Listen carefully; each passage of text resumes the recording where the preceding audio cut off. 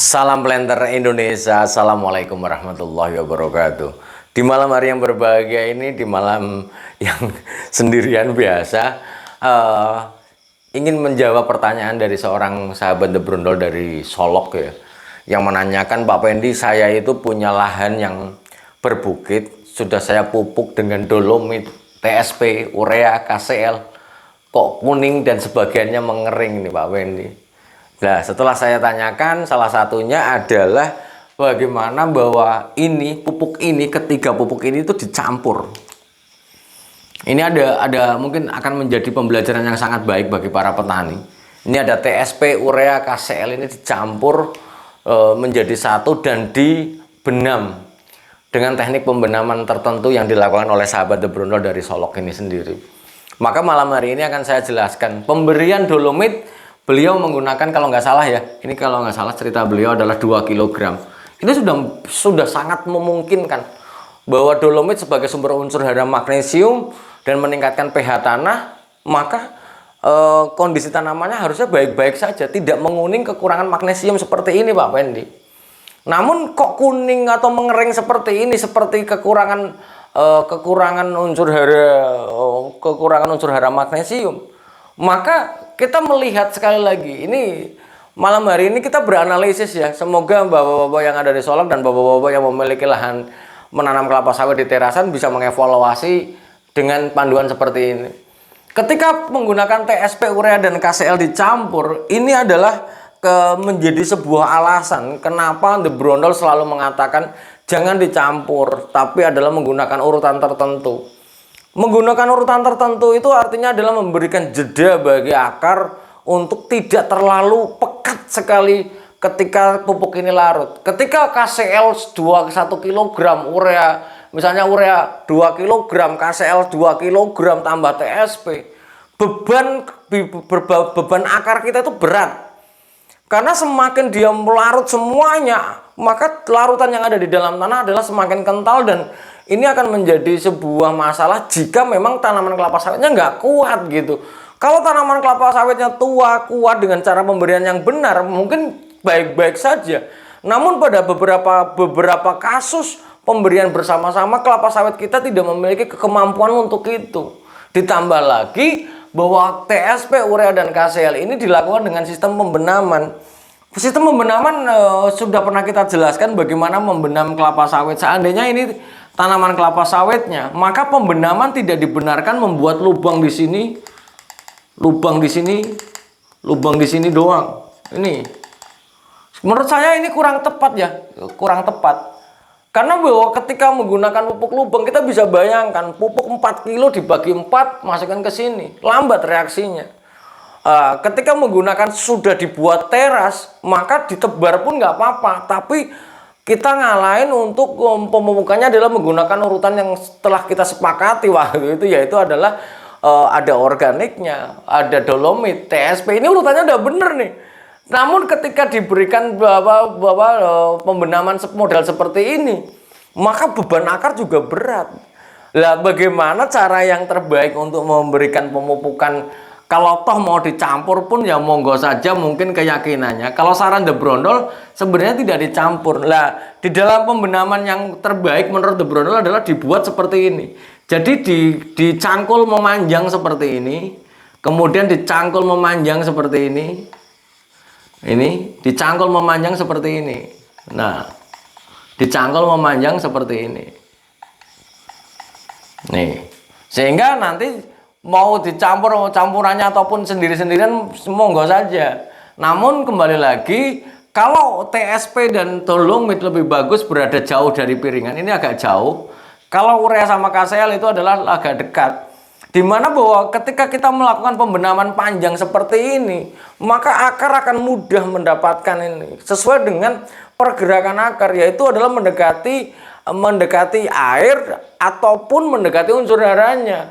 Karena bahwa mendekati air, ketika pupuk ini larut juga akan mendekati unsur haranya seperti itu. Sehingga dengan adanya pembenaman model seperti ini, jauh relatif akan lebih baik dibandingkan menggunakan, misalnya lah, anggap saja kalau toh dibenam dengan menggunakan misalnya ditugal ataupun dicangkul segini, ditumpuk segini doang nih. Dibandingkan dengan misalnya ini penampang panjang seperti ini, ditaburkan merata di sini, akan jauh lebih bagus yang memanjang seperti ini. Karena nanti akarnya akan datang ke sini semuanya. Ketika dia larut, maka dia akan mendekati ini.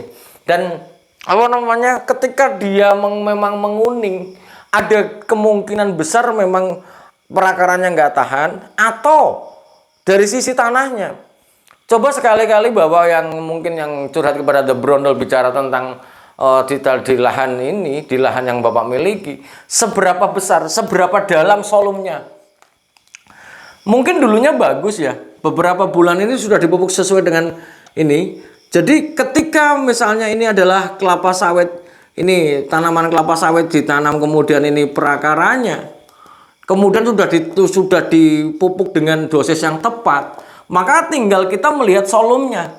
Solumnya itu adalah berapa kedalaman tanahnya ini sampai dengan ketemu faktor pembatas. Misalnya ketemu padas, atau ketemu air, atau ketemu batu, atau ketemu apa lagi ya, yang mungkin pasir ya, lapisan pasir. Ini berapa dalam? Jangan-jangan tidak sampai 90 sampai 120 cm.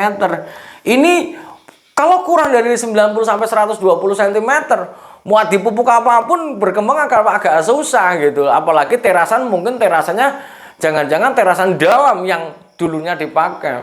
Sehingga bagaimana menguraikan masalah ini? Salah satu caranya adalah penambahan tetap pupuk organik. Sekali lagi, pupuk organik bukan pupuk organik kemasan yang jualan surga ya. Karena memang banyak juga nih, ada yang komentar kepada The Brondol ini cukup sadis ini, saya bilang. Ketika Papa ini makanya pakai dulu pupuk ini dulu dan sebagainya. Ini buatan profesor, Pak. Whatever. Terserah. Tapi pupuk organik yang dimaksud di sini adalah pupuk organik yang dalam jumlah yang cukup banyak, Mas, sehingga nanti akan membantu perakaran sampai perakaran ini akan membaik. Karena ketika solum tanahnya misalnya ketemu cuma 70 cm atau 80 cm dengan penambahan bahan organik yang cukup banyak, misalnya sudah dibenam, kemudian nanti adalah dikarungi, ini diikat, ini ada karungnya, diikat, kemudian dibelah itu pakai bahasa Wonosobo, dibelah sedikit, kemudian diletakkan, misalnya ininya, kemudian dikasih karung yang sudah dibelah tengahnya seperti ini akan cukup membantu perakaran untuk berkembang dengan sangat baik. Jangan ditebar. Kalau ditebar misalnya nanti akan mudah hanyut bersama dengan aliran permukaan, ya jangan ditebar. Ini akan sangat membantu bagi kondisi tanah-tanah yang solumnya kurang. Dan sebenarnya apakah solumnya baik-baik saja nih Pak Pendi? Ternyata sampai 100 nih. Nggak ada salahnya juga dibantu dengan pupuk organik ini. Bisa menggunakan kotoran hewan ayam, sapi, kambing yang sudah matang. Yang sekali lagi yang sudah matang, atau menggunakan pupuk-pupuk yang berasal dari limbah pabrik kelapa sawit yang nantinya akan menjadikan tanah kita menjadi jauh lebih baik secara struktur ataupun serapan unsur haranya. Mungkin itu saja dulu yang dapat saya sampaikan di kesempatan di malam hari ini. Semoga bermanfaat kepada sahabat The Brondol yang ada di Solok sana dan mungkin sahabat The Brondol yang lainnya. Intinya urutannya sebenarnya sudah bisa, dolomit, TSP, urea, KCl itu sudah tepat. Tinggal nanti tambah unsur hara mikronya satu lagi. Namun pada kasus ini yang kuning ataupun meranggas bagian bawah, ada mungkin faktor pembatasnya. Salah satunya adalah mungkin cara pupuknya harus diperbaiki, kemudian solum tanahnya kita harus melihatnya, kemudian bagaimana penambahan bahan organiknya yang akan membantu struktur tanah jauh lebih bagus ke depannya. Dan ingat, pembenaman dengan menggunakan decanggol seperti ini akan lebih tidak baik dibandingkan dengan sistem yang memanjang seperti ini, karena akan memudahkan akar menemukan kebutuhannya, yaitu adalah unsur hara yang terkandung dalam pupuk yang kita berikan. Mungkin itu saja dulu yang dapat saya sampaikan pada kesempatan di malam hari ini. Semoga Allah memberikan kesehatan dan kebahagiaan tanpa syarat, dan salam planter Indonesia. Assalamualaikum warahmatullahi wabarakatuh.